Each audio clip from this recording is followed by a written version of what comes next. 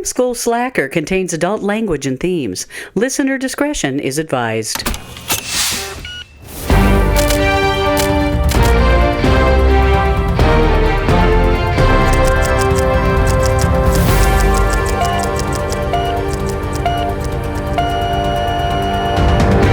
Hello, welcome to Film School Slacker, the podcast where I have so many movies to watch, and thank God Megan's agreed to watch them with me. Yay. Who are you? Oh, fuck, I'm Ian. Hi, how are you? I'm great. Oh, good. So, today, our selected film is, drumroll, The Wolf of Wall Street.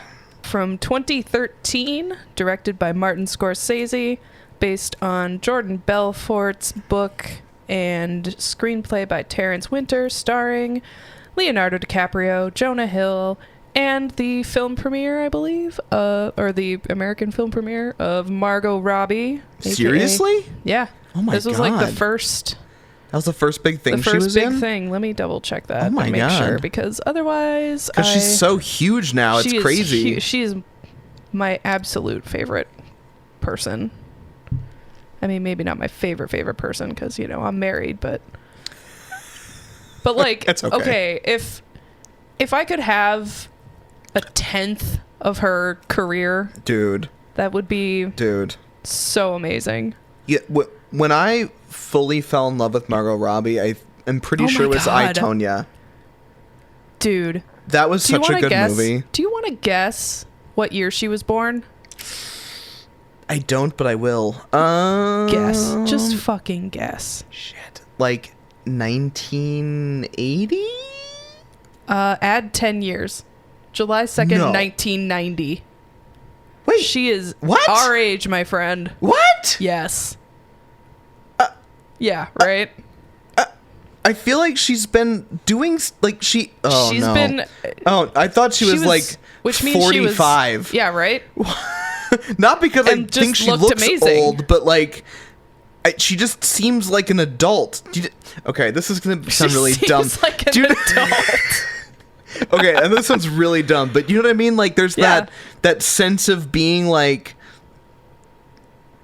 She seems like, you know, she seems like she has it more together. Yes, like she just is like your a average perfect adult person, 34-year-old. Yeah, where I feel like I'm still just like basically 22, but like have a house now. Like that's like that. I don't know. That's insane. That's insane. Which means she was 23 when she was in Wolf of Wall Street. Okay. And I was wrong. It looks like she was in a bunch of like TV series, probably in Australia, where she's from. Sure. She was in About Time, which is time travel romantic comedy with Rachel McAdams and Donald Gleason. Wow. From 2013. Actually sounds kind of fun. But this is the first thing that really blew up her career. Sure. Okay. And yes, I, Tonya, she produced that one too. Oh, that's right. She was okay. I think that's fuck. I gotta rewrite my my bio because like to include it. Well, yeah, because it's so well done. Yeah, I can't even one of maybe the very best, like kind of biopic kind of like. Well, because there was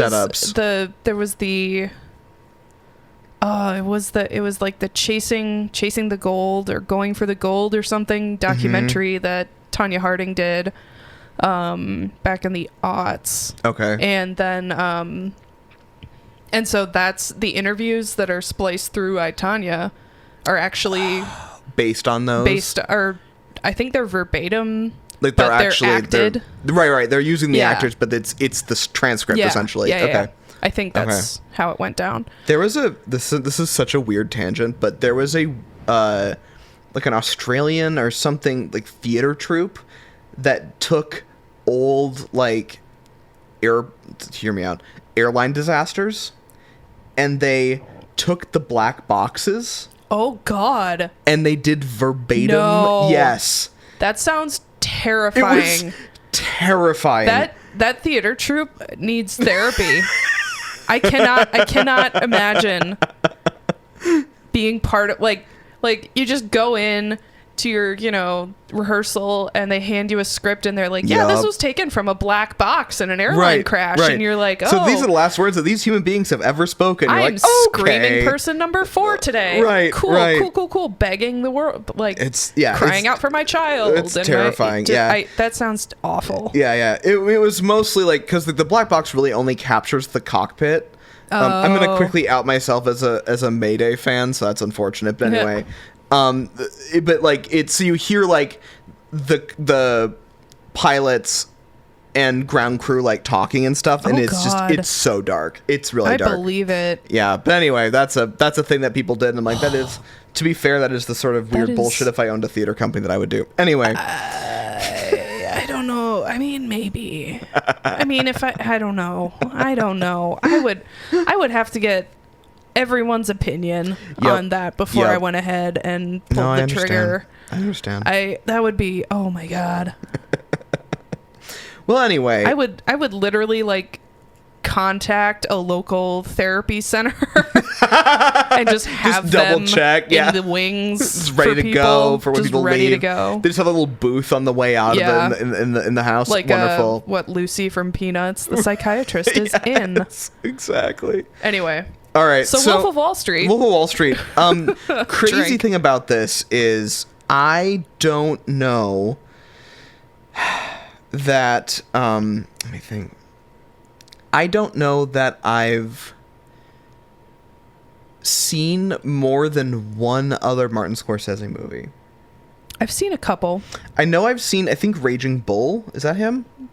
Yes. I believe I've seen that.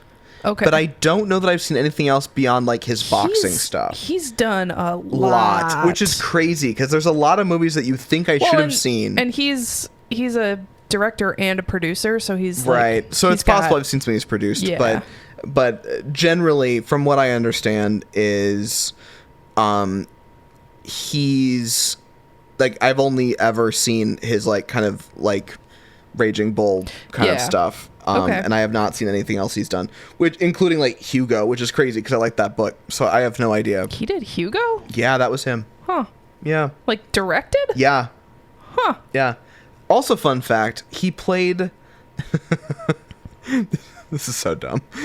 Back in the day... Oh, God. Do you remember the movie Shark Tale? Yes. With Will Smith? Yes. He was the pufferfish.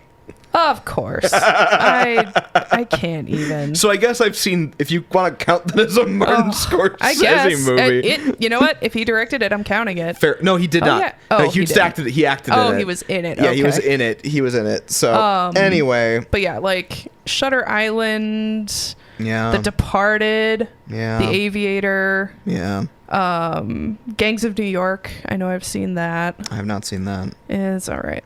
Casino. Put on the list. Goodfellas. I don't think I've seen Goodfellas. So that Maybe I've seen parts of it. Maybe I've seen Goodfellas. I don't think I have though. But I also don't really care about mob movies.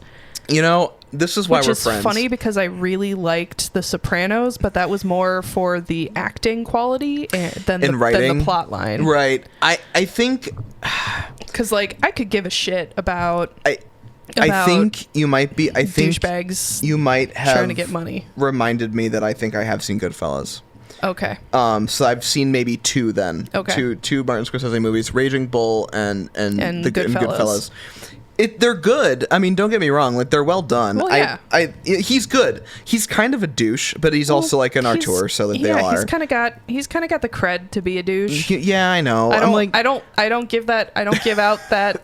You caveat, have the douche card, the douche card that you can play. Right. You're not. I don't give that out often, but sure, if someone's gonna get it, it's Martin Scorsese. I will give it to him, and like I think because he's made statements about like everything is like degrading in like pop culture and in some ways I know what he means. And in Right. other ways, can you just shut up and let Yeah. me enjoy what I want to enjoy? Yeah. Like the world is that's- coming to an end, right, Martin he and- Scorsese. both Can you he shut up like and let me Neil like Young, things? Martin Scorsese and Neil Young are like the filmmaker and musician who have like that same like very like we know, but can we Yeah. just okay? Just, like, could you Like, just not? Yeah, just give us. I know, yeah. but like could you do let me? do you know? I'm sorry. Do you know? We but know. like I think that's kind of, but like I generally like I think he's a good filmmaker, and I'm genuinely his excited shit. to see He's like been a around like a forever. modern like a modern classic of his, and Yeah. you know, and I'm actually genuinely excited. In terms of what I know about this movie, Yeah. So what do you know about this movie? I know that it's about like like a stockbroker essentially, and I know there's just like a lot of swearing and a lot of cocaine. That's sort of all I know pretty about much it. All there is all is you that need to know. is that the plot? Great. Yeah, kind of. So moral story is that's all I know about it, but I'm excited to kind of experience it. I know Jonah Hill's in it, and I haven't seen him in a lot of stuff. He's in it. This is the role. I think this is the role That he kind of got him skinny big. for. Oh, is it? Okay. Yeah. Well, that's what the cocaine helps with. Also, fuck Jonah Hill. Is he a problem? He's I a have no idea. tremendous douchebag. Oh, He's very well. no. It was a whole thing like a year and a half ago where he kind of got Me Too'd, and an ex-girlfriend or ex-fiance of his released a bunch of texts, and he was Great. just a controlling piece of shit. Oh, like, got it. Okay, I was- egotistical. Got But like it. considering, I mean, this is not to excuse his behavior at all. Right. Considering he got really popular with Superbad at age like Oh shit, that's right. 17, 18, Right. I think. I mean, in the words of another problematic human being, John Mulaney, like it's the whole idea with like, is Mick Jagger nice? No. He is It's like Mick he just Jagger. yells Diet Coke and a Diet Coke shows up. Like there is that sort of like that, Yeah, that that's- perception of like what like because in And I the think world of like that's- film school, like we had like a few like kind of guest famous people that showed up, Yeah. and like it's just a different energy. Brag. It's not like that they were being right. Hi, just gonna go ahead and just I went to film I went to school. film school. Yes, well, that is the name of the fucking podcast. Hey. Jesus. I think the people that I met weren't nice. Yeah. But but they weren't being like rude. It's just They weren't being outwardly it's- rude, but right. they weren't like It's just- they weren't asking you like right. So It's just is what it is. on one of the podcasts I listened to, yeah. one of the people on there had worked with BB New Earth, Mm-hmm. and said she wasn't nice. She didn't ask any questions about her castmates, Right. and she was just kind of cold and Right. But she's BB New Earth. Right. Like she's I had a guy that I knew not who outwardly will mean, remain but just right, just but not cold, nice. Right. not nice. I remember a conversation I had with he's a very well known, very sought after amplification technician for live concerts. Like we're talking big. He was called in last minute to do the tour for the Who, and like Oh, that. Like, fuck. that this guy is a big deal, and Yeah. that he will remain unnamed because I don't think you want me to share Probably the not. story named. But he Mr. Black. Exactly. Which is ironic because the person he hated the most working on any tour was Jack White. I've heard Jack White is He's- a pain in the ass He's to deal the with. worst. Like he was think like he like literally was like doing a tour somewhere like out of country, whatever, and they needed somebody, and they're like, "Hey, Mr. Black, will you come and we need you like on a plane to Australia now?" Jesus. He jumps on the plane. Here's a boatload of money. Literally, like, and he shows up like in what he was wearing, gets Oh, there. shit. Jack White wouldn't even look at him until he put on a specific outfit.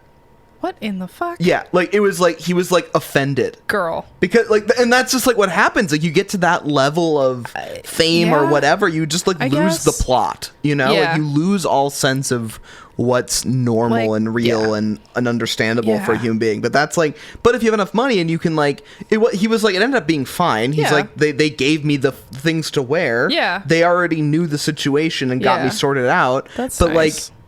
But like still. it's Dude, weird. Dude. That's so weird. Like I'm here to do a job. I'm not here to cater to whatever. yeah, no, exactly. But also, the proletariat, pay me enough, I will do whatever you want. And exactly. Even and if you're Jack White and you look like you haven't bathed since 1999. I love Jack White's music. I am a huge White Stripes fan. Right. Like and the Raconteurs, I love it. Yeah. His solo stuff is great. Yeah. I guarantee I would hate him. Totally. Like I think he is not started to decent. Get better at understanding. Right. Yeah. Like separate. Like there's times where I will not separate the art from the artist. There Right. are like very specific situations where I know that to be true. Woody Allen. What's that? What? What'd you say? I said nothing. I was be like, shit, Yeah, that was a cough. You might have to edit that out. Sorry, I'll have to cut that out. I'll bleep it. Yeah, bleep it. But but then there are some where I'm less, like especially like YouTubers and whatever. Like everyone is a person, and I'm not going to agree with everything they have to say. Like I'm not going to necessarily enjoy you as like an everyday human being, but like what you're putting out into the world is something that I believe in and is Gotcha. useful to me. Unless you're like fully canceled, then whatever, I'll just deal with it. But anyway, I guess we've been delaying the inevitable because this movie is 3 fucking hours long. Thanks, Martin Scorsese. So long. Speaking of people I probably wouldn't want to hang out with in real life. Also, I will. You know what? Fun fact. I love a fun fact. So I am a big podcast listener. Yeah. Same. I don't know, you might want to edit this out, but last podcast on the left, one of the hosts, Henry Zabrowski, is actually in this movie. Oh. Is a very small part. Sure. But he brings it up every once in a while. Yeah. And he has an opinion about this movie that I haven't really heard anybody else share. Okay. And I think I'll save it to the end. Yeah. Because we need to get started. I'm curious to hear it, but real lives, and it's already this time. It'll be like almost 10 p.m. when we're done. It's fine. It's fine. We'll see how lucid we are at the end of this, and how fucking fucked we are. Anyway, I'm stoked. Alrighty, bring it on. Here we go.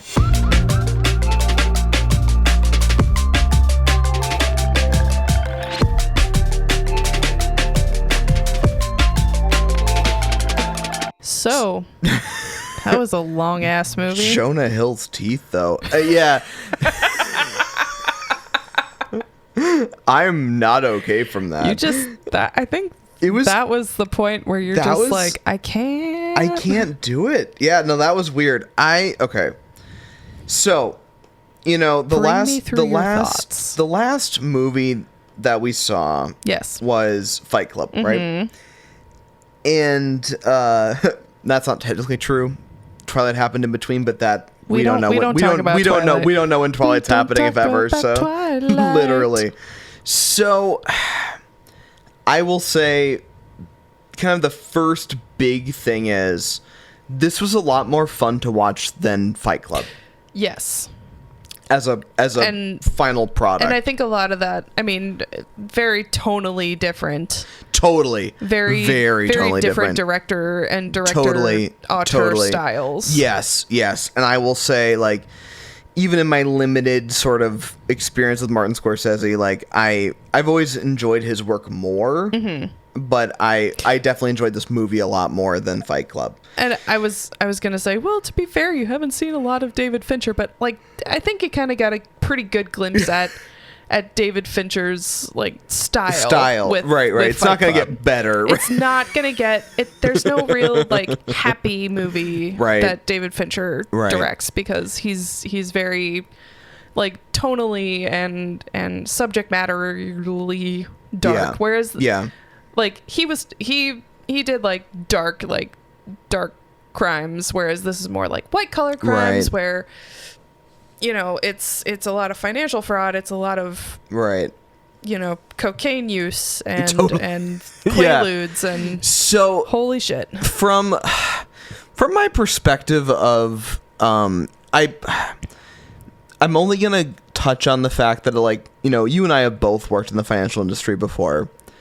I still do. And you kind of still do. Adjacently still do. I guess I'm only going to touch on this for just like this beginning part. I think that I'm a little annoyed, and this is a personal thing, that I think that, his whole bit where he's like, well, you don't care. I'm just going to tell you. Or he kind of like talks to the camera and he's like, well, you don't care about these financial crimes. Either way, it's bad. And like, I kind of get that in some ways. Yeah. But in other ways, he's saying you don't care about the minutia of right. And to be fair, I don't, but that's me. I kind of wish he would have finished explaining it in some, because he did it twice where I was like, oh, actually, I kind of wanted you to finish that because I wanted to know what you were doing, you know? So while we were watching, I made the comment that it's kind of like The Big Short, but The Big Short came out in 2015, and actually, I don't know if it was even remotely considered that they were taking from this. Mm-hmm. Like the whole breaking the fourth wall, talking to the camera, explaining the whole crime aspect of things. Right. Because they do that in The Big Short like multiple times. They explain like what the thing is and what the other thing is, and here's Margot Robbie in a bathtub with champagne, like telling you about the crime and the whatever. Right. Or like explaining how this works. Right. So I think what might have happened is The Big Short was like, no, Martin, we care. Yeah, I think The Big Short is on your side here. That's fair. That's even fair. though it came out in 2015. And I've never seen that either. You've never seen that either. No. It's all right. I haven't seen it since it came out. Okay. Much like this movie, I haven't seen it since it came out, but also this movie is like, I know I looked at you at some point when like it was in the scene right after they start their whole firm and they like double in size, and I'm like, and you wonder why I have such a deep distrust of the financial services industry. Legit. Like Legit, and though. I've never seen, I've never been a part of like an actual like trading floor situation. I've never been part of, the New York part of it, especially. Right. All of it, like it rolls. It's like water on a duck's back. It just rolls right out of my brain, and I can't. I've tried, and I can't. I can't make this stuff stick in my brain, which is really weird because I was a really good student in high school. But hashtag gifted kid. I get it. I understand like the base part of it, but it's the little minutia, the like bullshit things that I can't keep track of. But anyway, so Henry Sabrowski from last podcast on the left played, oh god, what's his name? It was like Sea Otter or some shit. Yeah. So he's the redhead guy who's one of the guy with the mustache the whole time. That was like kind of the schlubby, one of the schlubby New Jersey guys that helps start the firm. Right. And I originally thought he played one of the FBI guys, but he played one of the guys one of the quote unquote bad guys. Right. And he was like, I kind of kept tabs on him throughout the movie. He was in a lot of a lot of scenes in this. He was actually pretty prevalent. Yeah, same. And so after this movie came out, it was nominated for a bunch of Oscars. Leonardo DiCaprio for Best Actor won. Yeah. And he lost that year to, I can't remember who, but somebody else. And then the next year he was in The Revenant, and he won for The Revenant. I think that was 2 years later. Give me one sec. Because I think The Revenant was 2015, was it not? Please hold. Okay. Please hold. Megan has her phone up. Oscar because my computer is being filled with my notes and Pro Tools. It's fine. Nomination Leo DiCaprio. God damn it. Would you just, you're like, please cut this. I don't want people to listen to me yelling at my phone. Okay. We'll see what happens. So Leonardo DiCaprio has been nominated for 7 Academy Awards. Yeah. So the Oscars, the Academy Awards, Best Supporting Actor for What's Eating Gilbert Grape, Best Actor for The Aviator, Blood Diamond, and Wolf of Wall Street, Best Picture for Wolf of Wall Street. Apparently he was a producer on that, I guess. Best Actor for The Revenant in 2016. 2016. That's so what it Wolf was. of Wall Street was 2014. Was it 2014? Yes, oh, sure. because it came out late. It came out late in 2013. Okay. So 2016, you were right. So 2 years later. 2 years later. Okay. 2020 for Once Upon a Time in Hollywood. Got it. Ooh. Okay. You got a point. I get like 3 points now. Yeah, there's more points. I have to add up the other points. It's fine. Anyway, so Henry Zabrowski is the only person in media who I've heard share my opinion on this. Okay. So Wolf of Wall Street was nominated for a bunch of awards in the 2014 Academy Awards, right? Yep. Accolades here. Let me. So nominated for 5: Best Picture, Best Director, Best Adapted Screenplay, Best Actor, and Best Supporting Actor for Jonah Hill. Sure. I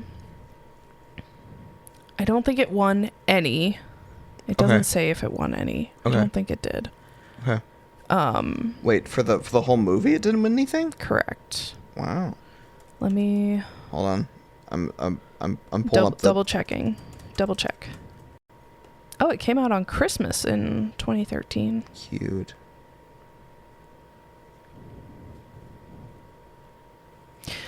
Oh, DiCaprio and Warner Brothers acquired the rights to Belfort's memoir in 2007. But production was halted due to content restrictions. It was later produced by independent Red Granite Pictures, was shot in New York in late 2012 using mostly 35mm film stock. Interesting. Cool. Initially rated NC-17, but the movie was? Yep, but they appealed and got an R rating. Okay. Yeah, it just says it was nominated. So anyway, my point being, there was another film that was nominated for. There was another actor who was nominated for the 2016 Academy Awards, and that was Matt Damon for The Martian. Oh yeah. So Leonardo DiCaprio, I think, should have won the best actor Oscar in 2014 for Wolf of Wall Street. I think he did a very good job in this film. So wait. So to confirm, yes, The Martian and this movie were up at the same time, right? No, The Martian and The Revenant. Martian and The Revenant were up at the same time. Okay, that's another movie I haven't seen, which I guess I can put on the list. Don't even bother. The Revenant is cool. It's 2.5 hours of Leonardo DiCaprio crying in the woods. Oh, I just watched 2.5 hours of Leonardo DiCaprio crying after doing cocaine, so I guess I'm fine. You're I guess I'll skip that. Wrong. Oof, God. Okay. And at one point he gets in the first 20 minutes he gets attacked by a bear. It's fine. Ugh. Okay. I also haven't seen The Revenant since it came out, but anyway. So I think Leonardo DiCaprio should have won for Wolf of Wall Street, mostly for the scene where the lewds hit him. Yeah. Like 90 minutes after 90 minutes, and he's like just fucked out of his gourd and trying to get to his car. And I remember sitting in the theater with Aaron just rolling on the laughing my ass off. I'll say a couple things just because I have my notes are notoriously like just hilariously not helpful, but I do like for example, I have lines like Margot Robbie is so hot and Jonah Hill's teeth though. Or quotes, he divorced her because she turned 25. Like these are the kinds of notes that I have in my Topical references. I love it. Thank you. But I will say one of the notes I have was the cinematography was fucking amazing. Yeah. Like I have to say, That's like, something you get out of, I'd say, all of Scorsese. Like, Yeah. Scorsese knows what he's fucking doing. like I'm not gonna lie, like, you know, there was a lot of like edgy and interesting things happening in like something like, for example, the but fight it feels in Fight very Club. clean. But in this, it was just exceptionally well executed. Yeah. But I will say there were a couple of moments that took me out of it, and it was a very editing specific problem. And I don't know if you picked up on this or not. No, but there probably was a couple of scenes, and they were all dialogue between two people. And in all of these situations, a bit would happen. There was a conversation in the middle of happening already. There was some business happening where it's like the idea of like something that wasn't dialogue or just like minutia of the scene happening was taking place. And usually in that situation, you let that play in tight dialogue because like it's nothing big. It's maybe a second or two of somebody making a facial movement or completing a facial movement or whatever. But what happened was they cut it. Like it was snapped short. And it's not dramatic in like the grand scheme of the film. It's not dramatic in any of that. But like for me, it was something I noticed. Like it was just a weird little like, oh, they cut that tight. Like it was just tight in a way that I wasn't really ready for. Can I remind you that this movie was 3 hours long? No. They had to make cuts. And that's kind of my fucking point, right? Like, it was already 3 hours long. Why is this where you make a cut and not in, like, weird other scenes where you're jumping back and forth between, like, Jonah Hill and what's-his-nuts, and they're talking about whatever, and they've got the briefcase and whatever. Like, why is that not where we're making kind of weird sweeping cuts of 10, 20 seconds of a shot? Why are we cutting the middle of little bits of a actual dialogue scene between two people that happened multiple times? It wasn't a deal breaker for me because I think generally it was a very well edited film, but like I could tell that they were like, that was a bit where they're like, we don't like how this is going, or it almost felt like they were like maybe they didn't get the full take that they wanted. Right. Like it felt like they were almost hiding from a performance or a take or something. It felt weird, and I don't have a good explanation for it, but I feel it in my soul. So anyway, back to my point. So I think Leonardo DiCaprio should have won for Wolf of Wall Street. Yeah. Which would have then freed up the Best Actor category in 2016 to go to Matt Damon for The Martian. Because I think that he fucking deserved it because that movie was incredible, and unfortunately, a movie that we can't talk about in this podcast because we've both seen it, but it is an amazing film. I love it. I haven't seen it in a while. I need to rewatch it because it was just so good. It's so good. And I was actually like, I think I turned because this was back when I actually watched the Oscars when they actually like. I haven't watched them in so long. I don't think I've watched them since this happened. Fair. Not because of this happening, but just because of like life things and then the whole bullshit of whatever. But definitely like just because of like I think Leo won for Revenant because it was quote unquote his turn to win. Right. Because he had been nominated however many times. Right. Politically, it made sense. Yeah. But like he should have won for Wolf of Wall Street. Yeah. I think he just embodied this character. He did a phenomenally good job in this film. Literally, just there were parts where, I mean, just because of his face, I know he's Leonardo DiCaprio, but he was very dedicated in this role. And he should have won for Wolf of Wall Street, not for The Revenant, because The Revenant...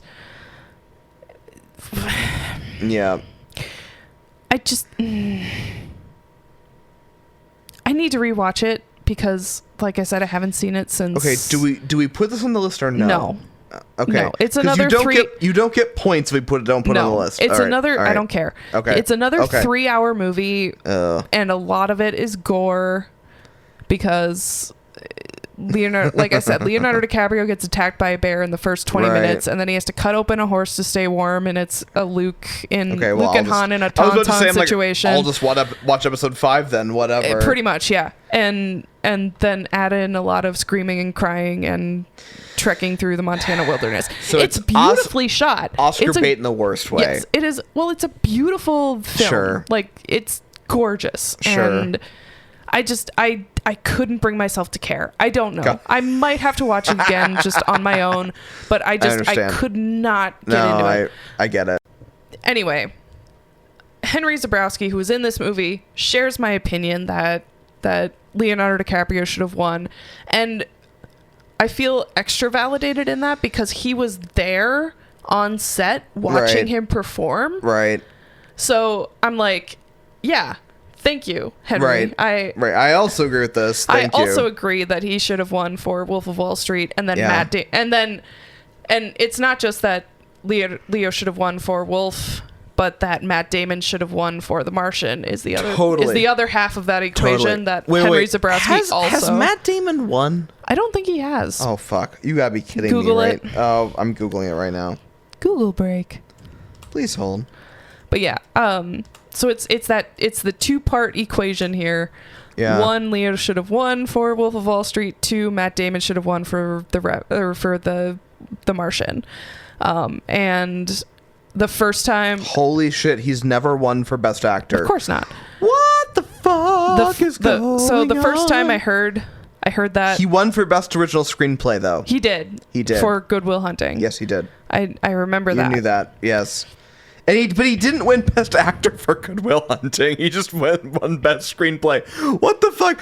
Fucking Martian was such a good movie. It was so good. And sorry. And I mean, and I think that goes along with the politics of the Oscars and I know how sci-fi or fantasy films are pretty much relegated to only winning like screenplay or visual effects or maybe makeup, maybe a best director, maybe costuming, maybe best director. Right. Like it's and I think that's it bothers me because those two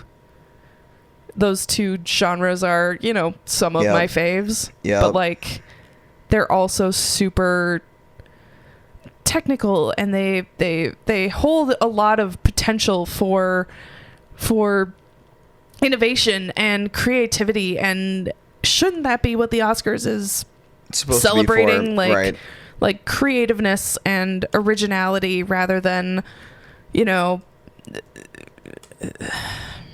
rather than no, I understand. artsy fartsiness. No, I understand. I'm not saying they should always go with the popular choice. No, totally. Because that's, but like, come on. How many fucking, Return of the King, Lord of the Rings Return of the King, I think swept all the categories it was nominated for when it came out, but that was 20 years ago. Right. Like, come on. I know. It's time for another one of those crazy sweeps. Epic give us a weird sweep. Yeah. To come and whatever. You know what?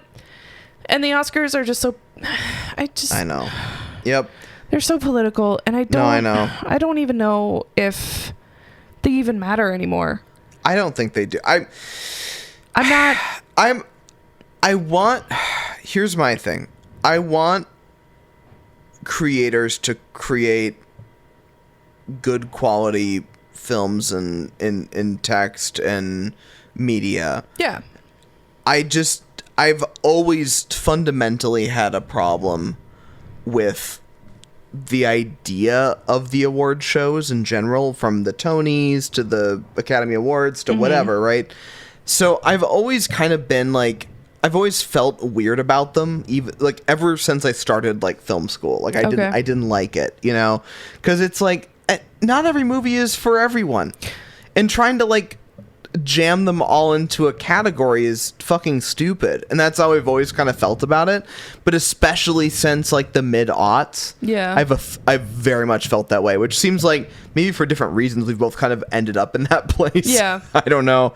But I agree. Like, you know, it's like, I think that, you know, Leonardo DiCaprio did a fucking amazing job of this movie, because it was just so well executed from all aspects. He was given a good script. Yeah. He executed it well. It was well shot. It was well directed. It was well everything.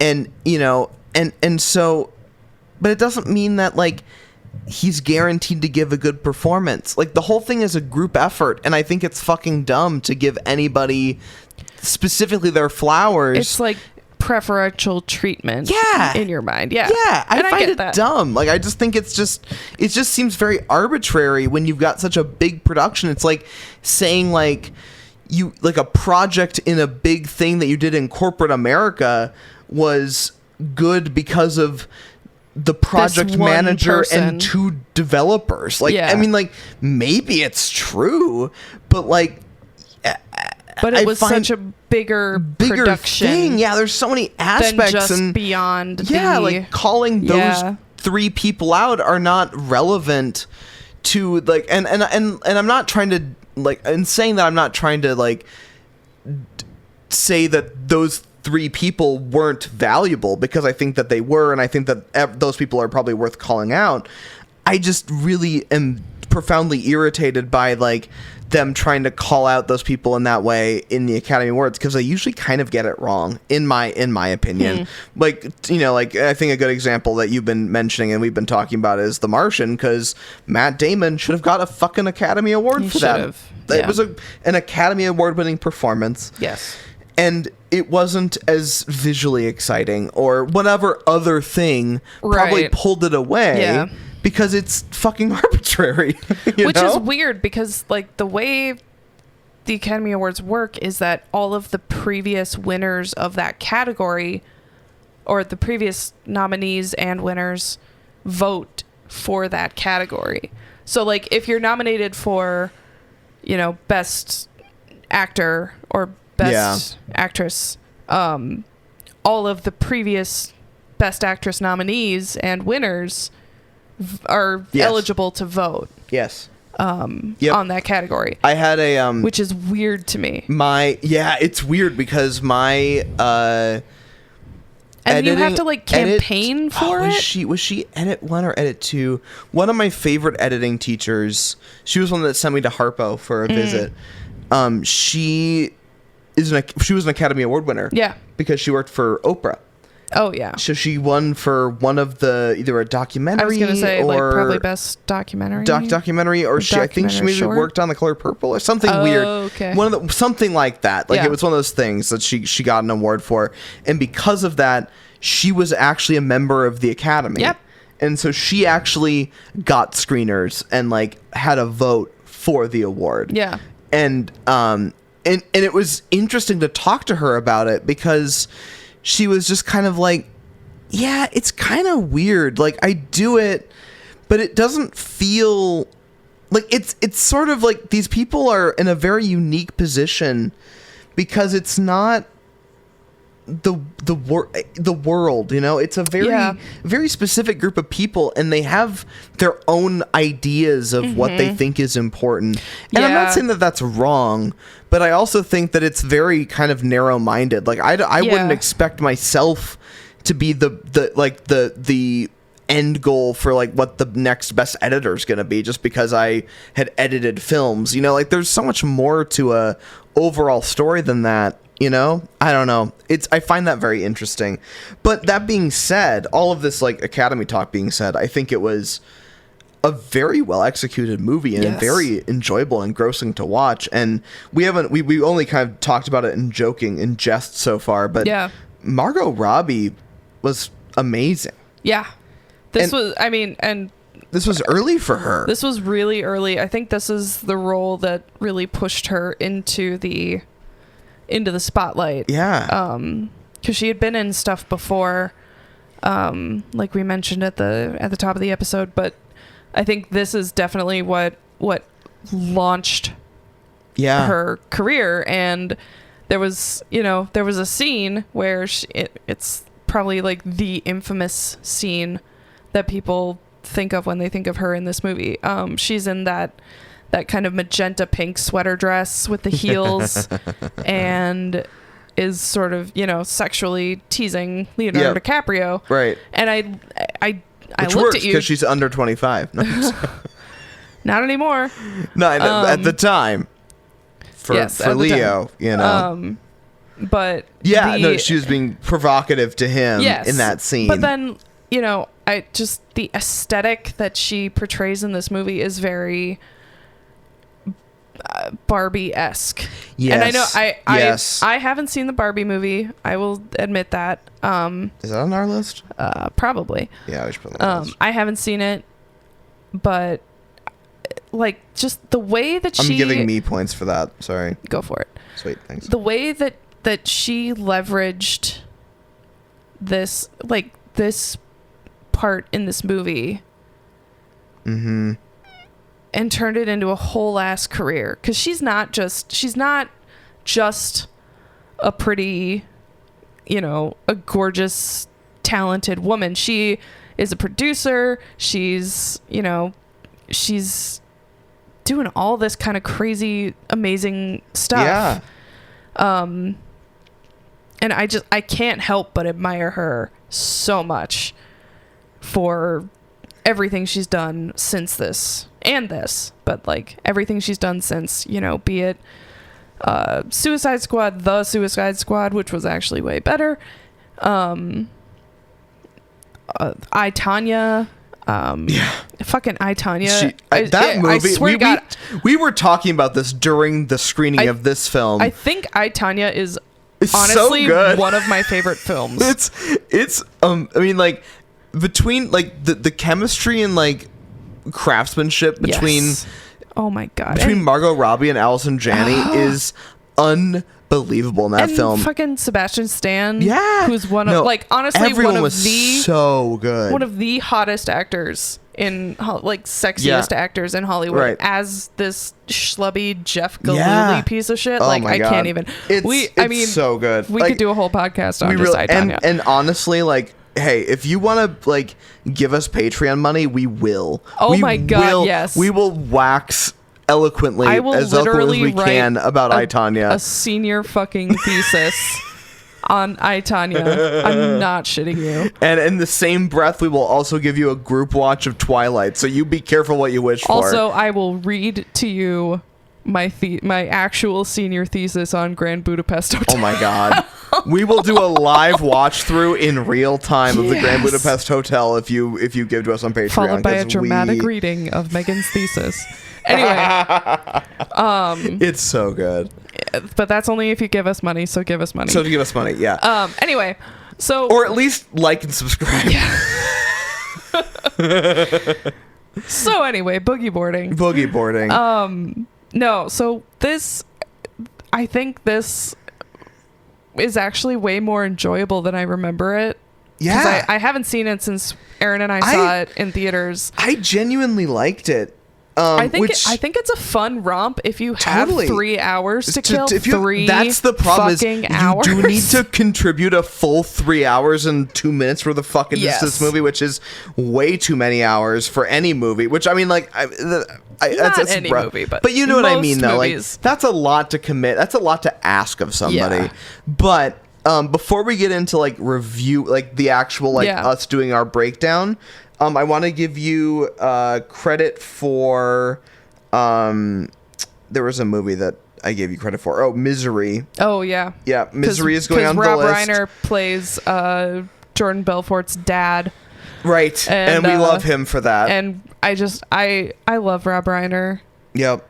So Princess Bride is definitely on my top favorite. 5. That maybe we'll make if you give us money, God. we'll make that a live watch. That movie made me fall in love with storytelling. It's why I am who I am. Anyway, such a good one. I'm giving myself a point for adding the DaVinci Code. Sorry, you have to deal with that as a movie we have to watch. Have you not seen the DaVinci Code? I've read the book. I've never seen the movie. Never seen the movie? I read the book. I've never seen it. Oh my God, we have to because Aaron he goes through like every couple years he goes through a Dan Brown like Who doesn't? period Who where doesn't? he'll listen to the books and then he'll watch the movies. Yeah. And this last time I don't know if he made me. No, I think it was whatever. We Yeah. watched the DaVinci Code, we watched Angels and Demons, and we watched Inferno. I don't know. Well, next time that cycle happens, issues. we'll I had we'll put it on the issues. list. I can't even I have mm. never seen it, so I need it on my I've list. also read the books. I've read Actually, no, I've read all Angels three of and them. I've read Angels and Demons, and I've read the Da Vinci Code. I have not read Inferno. Inferno. The funny thing is, I took a course in college about the actual Dante's Inferno. We went through the whole thing over the course of the semester. It was one of my art history classes. The head of the art history department taught it. Ida Ode, she was amazing. I love you. Yeah. She's retired now. She lives in Florida. Anyway. Amazing. So we went through the entire Inferno. Yeah. And then I think during that time period I also read or maybe before. No, okay. It was after. It was immediately after I read Inferno because I think it had just come out or the movie had just come out or something. Okay. And I'm like, I got halfway through it and I'm like, this is bullshit. This has nothing to do with the actual Inferno. Like, what the fuck? Like, Dan, what the fuck? Dan, what are you doing? Just as an art history major, I have some major issues with the character of what's his face? Tom Hanks. Yeah. Robert Langdon. Yeah. Tom Hanks. Well, yeah. I mean, like, how wouldn't you? I mean, and you know what? That's for another time. Right. We will get there. Right. We can do the Da Vinci Code. We are gonna get we will there. do it upright. Look, because I know the Da Vinci Code but haven't watched the movie, I am 300% ready. It's on the list. It's going on the list. Amazing. Yep. What were we talking about? I was just running through a final couple of things because we're about to get to. Because you had a Da Vinci Code. I gave myself points for that, which doesn't really count because I guess as the creator, I'll give myself points. It's fine. I'll donate points to you. Okay, perfect. If you Perfection. don't give them to yourself. Amazing. But yeah, you also got points for Misery, so that's good. Didn't I get points for other stuff too? I don't know. Whatever. I think everything else was not, because I think we retracted some points today too. That makes sense. So it's all good. I have some bizarre notes in here. I love it. Let's hear them. Let's see. Margot Robbie's tits. Amazing. Going from Twilight to this was Whiplash. That was one note. Jonah Hill's character is yikes. It is major yikes. Totally. The sales pitches in the beginning over the phone were amazing physical comedy. Yes. I support Danielle. I feel bad for her. Danielle. Because she should have kept her C cups, Oh, the secretary who they paid $10,000 to shave her head, and then she's going to use that money to get double D cups. Yes. Yeah, no. And I also want to it. call support on the people because they're absolutely abusing the midgets. That's the whole thing. Oh yeah. Not the coke. Let's see. Kirkland, Keanu Reeves. That was one. Let's see.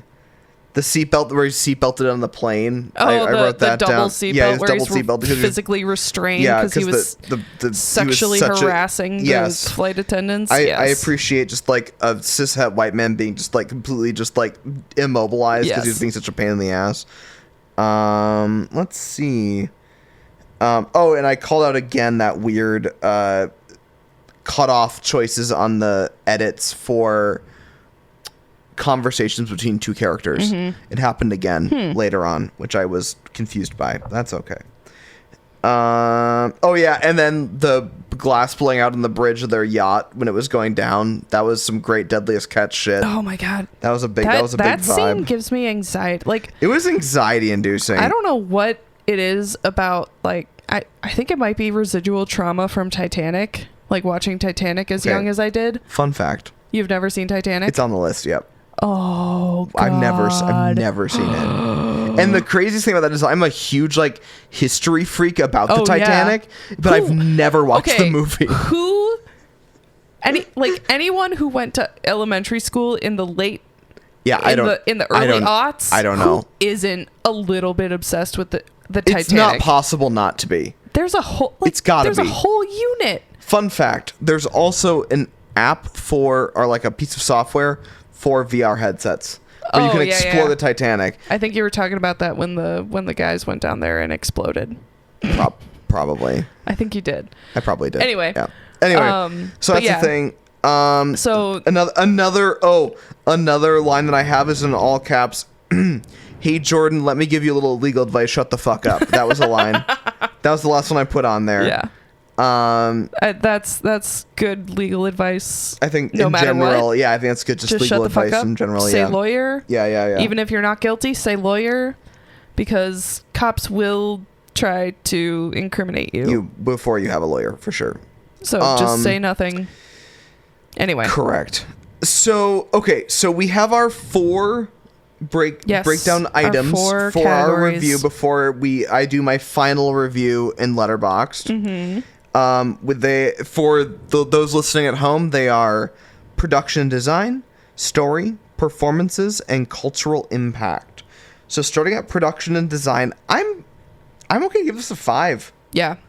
I'd say from everything from the costuming to the set design. Yep. I can't pick out any non 1980s, 1990s. Yeah. It felt approachable and also appropriate for the time period. It was also very bright. And I appreciated that. It was just not. It wasn't. It pulled you in. Like, it was visually stimulating and like nice to pull you in for.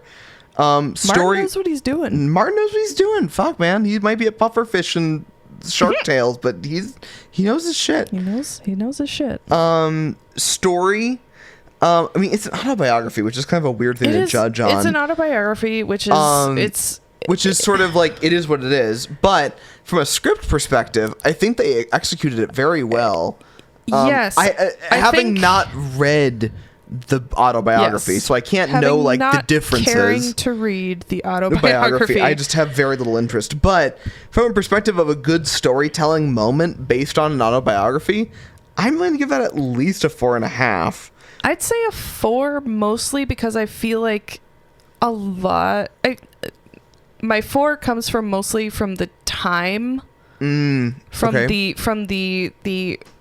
movie is 3 hours.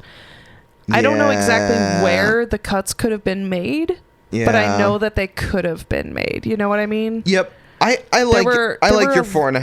I think that's good. There were a lot of like moments, like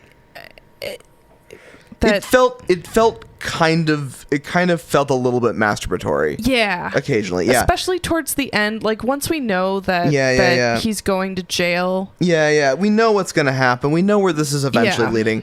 I think 4. Let's go with 4. Let's go with a 4. Yeah. Okay, performances. I'm going to give that a 5. I'll give it a 5. I'm going to give it a 5 because I don't think there was one weak member of this cast. Whole cast was solid. We already talked about that. We thought that Leo should have gotten an Oscar for this. If I could go back in time. If I could turn back time. Okay, Cher. No, if I could go back in time. Yep. This is not one of the great injustices that I would correct, but I would correct it. It's not number 1, but like it's on the list. It's on my to-do list. For sure. Like once I get my TARDIS, it's on my to-do list. Yeah. Although you can't in a TARDIS, you doesn't matter. Don't overthink it. Well, it's a fixed event, and you should. I don't know. Whatever. Time travel is. What is a fixed event? Because like, who's writing the episode? Wibbly wobbly, is timey it Stephen wimey. Moffat or Russell T Davies? Because those could vastly. If Stephen Moffat is writing this episode, I'm genuinely convinced. I think the timeline we're in right now, I think Stephen Moffat is writing our entire timeline. I'm out. Anyway, moral story, performances. I think 5 is a fair assessment because everything we've talked about with everyone involved, like even if we didn't just Henry like Zabrowski, them, 5 stars. Henry Zabrowski, come on my podcast. Yeah. Also, Jonah Hill was creepy but amazing. Margot Robbie. Oh my God. I have all my shots. Come on my podcast. Come on my podcast. Come on my face. I will come on my podcast. I mean, I will see myself out. I'm so Can you sorry. wait until I leave, please? Yes, I will give you that much. So anyway, I think five performances. Yeah. It's an amazingly well done, amazingly cast. Yeah, and just you can tell that like this must have been a really fun. It seemed like a great set. Like it seemed like a really good. Everyone set. was on board. Yes, and it was well. And the set was well executed, and everyone was on the same page. And I think that was pretty amazing. Yeah. Okay, so our last one, cultural impact, which I think that cultural impact as a metric is a great piece for this podcast, because I think that it really shows, because almost everything we have has got a couple years under its belt before we get to it. And I think that that's what makes cultural impact such an interesting metric, because we're not going to not ignore that. Yeah. We're not in a vacuum here. We know what this what this film has done to the public conscious before we get to it, kind of to a certain degree. And I think that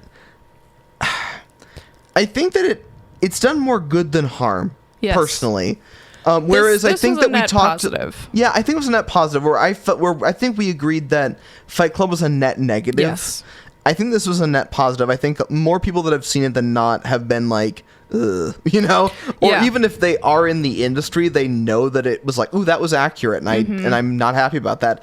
It did a good job of both being kind of dramatic and over the top and occasionally kind of sexy without positively portraying the situation, whereas Fight Club was not capable of doing that. It literally starts off with Leonardo DiCaprio listing all of the drugs that he takes on a daily basis. Right. And I think that helps set the tone for the rest of the movie, because throughout the rest of the movie, he is blasted out of his fucking mind. And this is not an ideal situation, even though he thinks it is. Right. Like, throughout the whole movie that something is wrong. Something is very ill in this man's head to make him this obsessive about money, this obsessive about status. Yeah. No, I agree. I think you hit the nail on the head. He does, like, Martin Scorsese and the writers do an amazing job of immediately making it bright and pretty and engaging and sexy and interesting, but while also knowing that it's inherently like, ooh, I don't want to be a part of this. This isn't. I'm not going to go out and start a Fight Club. I'm not going to start. Literally starts with the midget tossing. Right. And you're like, so and good. immediately you're put on edge. This is you're a problem. Like, something that's not great. Something is icky here, and they did it effortlessly. Yeah. It was an amazing job of attempting everything. Yeah. Doing everything that Fight Club couldn't, in terms of adequately making it and pulling you into the story, making you engaged in it without making you feel like, Tyler Durden was God, and they have kind of a similar underscoring theme, which is corporations and or big capitalism and finance. Capitalism doesn't give a shit about you, and is in fact actually flipping off the phone that you are on the other end of. Like, they're literally trying to fuck you. I agree, and I think that it honestly did all of the things that I wish that Fight Club could have. You know what I mean? Like, it did a good job of making you go, ooh, this is what's happening in capitalism? This is gross. Yeah. Whereas Fight Club's like, oh, I just want to be Tyler Durden. Like, it just was amazing at how much better and more refined it's hard it was to at miss doing the point. It's hard to miss the point. Because none of this is glory. I mean... It's bright, shiny colors. It is. But it was engaging. But from the beginning, you are told by the main character that something is wrong. Something is wrong. Whereas in Fight Club, from the beginning, the main character is kind of talking about how the rest of the world is the problem. Yeah. Yeah. So It's the problem with me and me as the as the culture of capitalism as a whole, rather than the culture of capitalism as a whole versus me, the outstanding godlike fuckboy. Yeah. You know? No, I that's exactly where I'm at. I think that I want to give cultural impact a 4.5. I was gonna say 4.5 at least. Yeah, I'd like. So. I'm gonna push for 4.5. Do it. I think that is a just such a it's especially kind of I'm gonna say it. I get this once a season. Mm-hmm. The juxtaposition against specifically Fight Club is interesting to see how a different director and a different writer and a different production team tackle similar problems and do it in a way that doesn't make it like glorifying the things that make Fight Club a problem. Yeah. Okay, I'm running some numbers. Please hold. Please run the numbers. Boop, boop, boop, boop, boop, boop, boop, boop, boop, boop. That's my calculator noise. Thank you. We're getting a 4.65. All right, sounds about right. Which we can only do at a 0.5 on Letterboxd as the lowest level. So I will round up. All right. I'm going to give this movie a 5. Wow. 5 out of 5. 5 stars on Letterboxd, which is, I think, one of the very highest numbers I've given. I've given on a film. A scant handful. Yeah, of 5 stars. I really do it. I've given a bunch of 4s and 4.5s. I don't rate every movie that I don't either. It's only if I remember it very well. Well, and yeah, it's only if it's on my complete rewatch list that I actually like. Yeah. Put a rating, or if I really hated it. Right. Actually, if I really hated it, I'll just admit that I watched it on Letterboxd because I could not make myself rate Twilight or New Moon. Right. Because I was pretty drunk for New Moon. Mostly because of watching Twilight. No, that was tough. That was a tough one. It was a hard day, you guys. That was a really hard day. I'm expecting something to come of that eventually because I will feel bad if we get through that whole day and never get anything out of it. Well, but like I said, that's maybe some more paywall content. Yeah, I'm not proud of it. So like you and have to pay for it. Yeah, please like and subscribe. If you want to hear, and hopefully one day we'll be able to deliver that content to you. Encourage your friends to like and subscribe. Yeah. Yep. And we will see you next time. Yes. For who knows what. Who knows what on the next episode of Film School Slacker. My name is Ian. I'm Megan. And we will see you next time, y'all. See you later. Bye. Bye. Thank you for listening to Film School Slacker. Our graphic design is by Mitch Ransdell. Music by Ariel Shalom and Ziv Moran. Voiceover audio provided by Mike D and Janet Paoni. Learn more at filmschoolslacker.com.